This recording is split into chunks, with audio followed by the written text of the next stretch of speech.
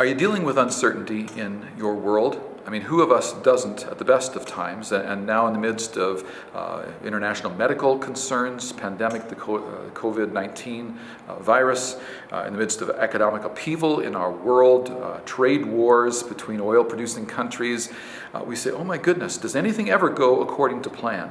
And the reality has been that often the answer is no, and yet God is at work in the midst of even the most unimagined circumstances.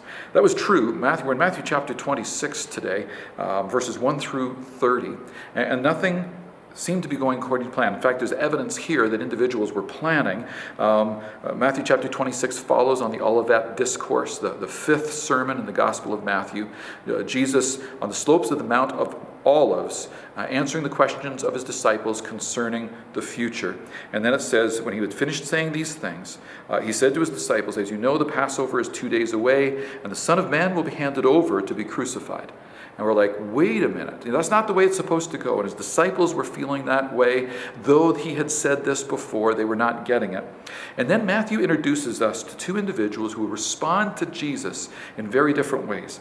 This woman who is unnamed in Matthew, who anoints him for burial with very, very costly perfume.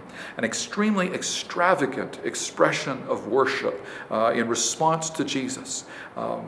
In contrast to Judas, one who'd been with Jesus. He's named, we know who he is. He's been with Jesus through 3.5 years of Jesus' teaching, or most of that, and he betrays Jesus in such a treacherous manner. It's almost unimaginable that such a thing could take place.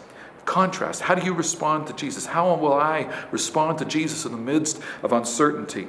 And then Matthew takes us into the upper room for the Last Supper, the final Passover meal that Jesus will spend with his disciples. And he institutes what has come to be known as the New Covenant.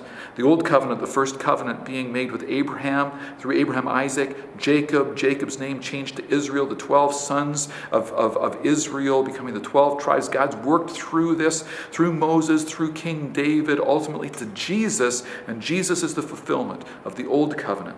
And now he initiates the New Covenant in his blood, and we are invited to partake. We're invited to enter into that agreement with God, that promise, that contractual agreement with God, where we would receive salvation, the atonement of our sin. And this invitation to verse 29, the eternal messianic banquet, to spend eternity with God, the wedding supper of the Lamb. This is the invitation he issues to you and to me. I hope you have a rich time as you open up Matthew chapter 26, verses 1 through 30, today, hopefully with some others, and I'll be delighted to interact with you further on this text. Bless you, and bye for now.